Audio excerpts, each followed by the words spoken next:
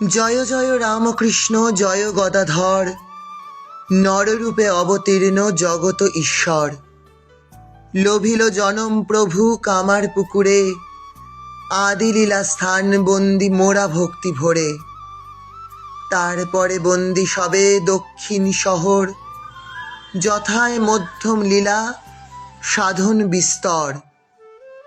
নত শিরে বন্দি শেষে অন্তলীলা স্থান, কাশীপুরে অবস্থিত বিখ্যাত উদ্যান।